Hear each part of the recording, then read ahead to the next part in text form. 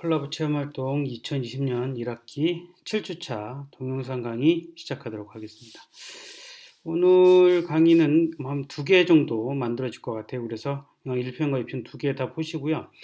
첫 번째 1편에서는 제가 주로 말씀을 드릴 게 이제 향후 우리 체험활동 어떻게 수업을 진행을 할 거고 평가는 어떻게 할 것인지 그 부분에 대해서 말씀을 드릴 건데 원래 이 콜라보 체험 활동은 팀별 구성을 해서 그 문제를 해결하고 그것에 대한 최종 해결 방안을 찾는 그러한 문제 해결 과정이 주된 수업의 목적입니다. 그런데 이제 코로나 때문에 팀을 구성하기도 좀 어렵고 그리고 대면 수업도 안 되는 그런 상황. 아마도 이번 학기 전체가 아마 대면 학습이 안 될 것 같아요. 그래서 방향을 이렇게 잡았습니다. 일단 우리 수업의 목적은 문제 발견 및 문제 해결 과정인데 지금 이제 문제를 보는 방법 그리고 문제 해결하는 도출하는 방법 아이디어를 내는 방법 이런 것들에 대해서 말씀을 제가 쭉 드렸고 여러분들이 이제 과제를 통해서 실습을 쭉 하셨습니다. 자, 그래서 이제 5월에 이제 집중적으로 해야 될 항목은 뭐냐 하면 문제 발굴 과정, 문제 발굴 과정. 그래서 여러분들이 문제를 발굴할 수 있도록 그렇게 최대한 여러분들하고 같이 각각의 그 개인별로 문제를 제가 코칭을 해드릴 거예요. 그리고 6월 달에는 이제 해결안을 도출해서 최종 결과 보고서까지 만드는 그런 과정입니다. 그래서 5월 달에 한 3주차까지 문제 발굴 과정을 거치고 그래서 한 5월 말 주차부터 6월 첫 주차까지 아마 해결안을 도출하는 그런 과정이 되지 않을까 싶어요. 그리고 개인별로 각각 지금 만날 수 없는 상황이니까 각자 개인별로 문제 하나를 선정을 해서 해결할 경우에 최종 결과 보고서만 제출하시면 될 것 같고요. 팀을 구성할 경우에는 팀을 이제 같은 과 학생들끼리 만날 수 있거나 그런 경우 팀 구성하시고 팀을 구성할 경우 최대 인원 3명으로 제한을 하겠습니다. 그리고 왜 최대 인원 3명으로 제약하는 이유는 뭐냐면 이렇게 서로 대면하지도 못하고 하는 상황이기 때문에 분명히 이제 무임승차하는 학생들이 있을 것 같아요. 그래서 최대 인원은 3명으로 제한을 하고요.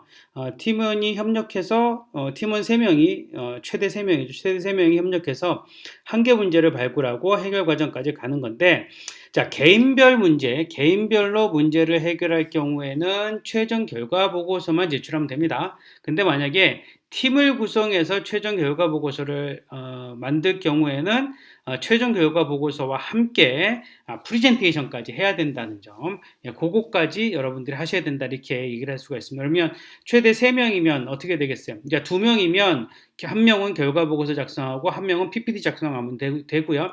3명인 경우에는 한 명은 최종 결과 보고서, 한 명은 PPT 작성하고 프리젠테이션 작성하고 그리고 한 명은 프레젠테이션 녹화해서 동영상을 만들면 됩니다. 그렇기 때문에 한 명을 하든 2명을 하든 3명을 하든 전부 이제 동일하게 그 업무 분담을 좀 나눠서 할 수 있도록 그렇게 구성을 할게요. 자, 그러면 만약에 이제 개인별로 한 개 문제를 해결해서 최종 결과 보고서만 작성할 경우에 최종 결과 보고서는 어떤 형태가 이루어지냐 하면 이렇게 이루어지게 될 겁니다. 이제 최종 결과 보고서가 이렇게 나오고요. 과제명하고 팀명은 없겠죠. 개인인 경우에는 팀이 있는 경우에는 팀명 정하면 되고요. 그래서 이제 과제 목표 정하고 그 다음에 이제 과제 선정 동기 및 필요성 같은 거 정리를 하시면 됩니다. 그리고 그 과제의 프로젝트 주요 내용하고 수행 방법들에 대해서 정리를 하시면 되고요. 그리고 요 팀원별 역할 수행 내용, 요건 혼자 하는 경우에는 이것은 해당하지 않겠죠. 2명 하는 경우에는 한 명은 최종 결과 보고서, 한 명은 PPT, 프레젠테이션, 3명인 경우에는 최종 결과 보고서, 프레젠테이션, 발표 동영상 제작, 요렇게 각각 만드시면 될 것 같습니다.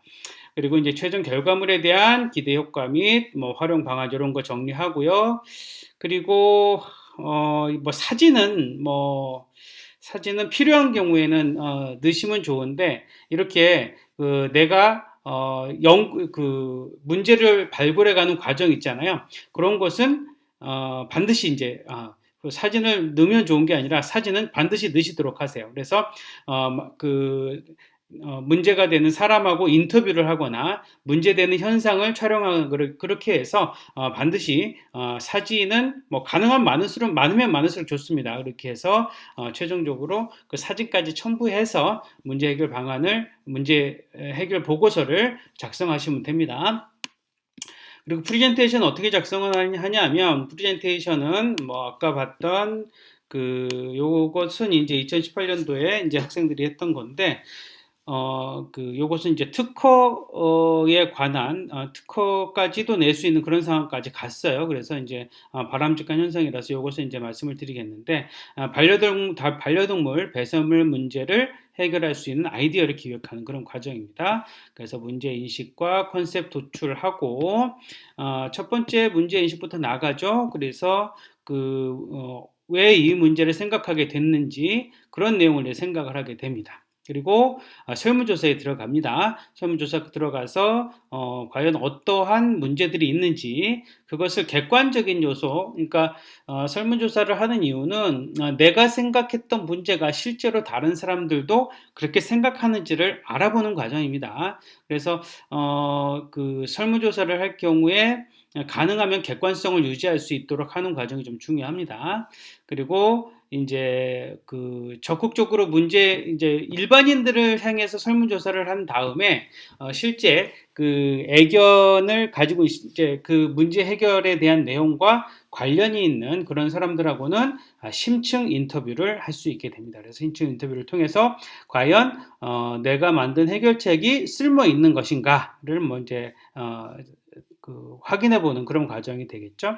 그리고 여기서는 이제 뭐 배변 봉투를 어떻게 하면 들고 다니지 않을 수 있을까 이제 고민을 하고 현재 시중에서 판매되고 있는 용품들 확인하고요. 그 다음에 어떤 용품들의 배변 봉투를 배변 봉투 기능을 첨가시킬 수 있는지 그 내용을 이제 쭉 확인하게 됩니다. 그래서 이제 제품을 제작에 들어갑니다. 실제로 이제 여러분들이 팀별 활동을 할 적에는 이렇게 제품 제작까지 들어갑니다. 제품 제작까지 들어가는데 아마 여러분들은 그냥 제품 제작까지는 이제 하지 못하는 상황이 되니까 그냥 그림으로 뭐 이러한 상황이다. 그림으로 표현해주는 정도까지 하시면 될 것 같아요. 근데 다만 문제의 문제를 발굴하기 위해서는 이렇게 문제 상황에 대한 인터뷰라든가 문제 해결 과정 중에서 여러분들이 만난 사람들 그런 내용들을 전부 뭘로 기록을 해라? 예, 사진으로 기록을 해라. 사진으로 남겨주시기 바랍니다. 예, 그렇게 해서 최종적으로 결과물을 만들어내고 뭐 여기에서는 결과물을 만들어내고 난 다음에 그 결과물에 제품 도안까지 생각을 했어요. 제품 도안도 생각을 하고, 제품의 기능도 여기 굉장히 그림을 잘 그렸죠?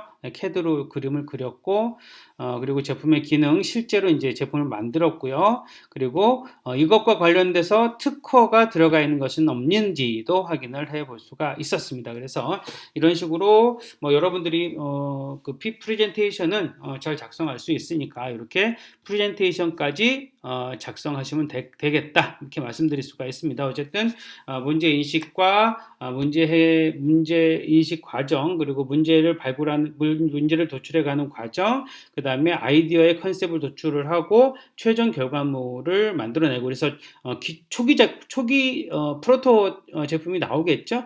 그래서 그 다음에 그것을 어떻게 발전을 시키겠는가라고 하는 부분까지 이렇게 생각을 할 수가 있습니다. 이런 정도 내용까지 하셔서 가능하면 여러분들이 개인당 하나의 문제를 해결해도 좋고 팀을 이뤄서 문제를 해결해도 좋습니다. 어쨌든 여러분들이 팀을 이루는 경우에는 팀들이 우리 팀이 누군지 나한테 알려주시고 그리고 팀 활동을 하는 그런 과정들도 수시로 여러분들이 저한테 보고까지는 아니고 그냥 결과물만 이런 식으로 3명인 경우에는 결과 보고서 프레젠테이션 동영상 이렇게 3개 나오고 2명 경우에는 결과 보고서와 PPT, 그리고 한 명이 혼자서 내가 하겠다 그러면 최종 결과 보고서만 만드는 그런 형식으로 하도록 하겠습니다. 자, 그래서 뭐 첫 번째 동영상은 이걸로 마치도록 하고요. 두 번째 동영상은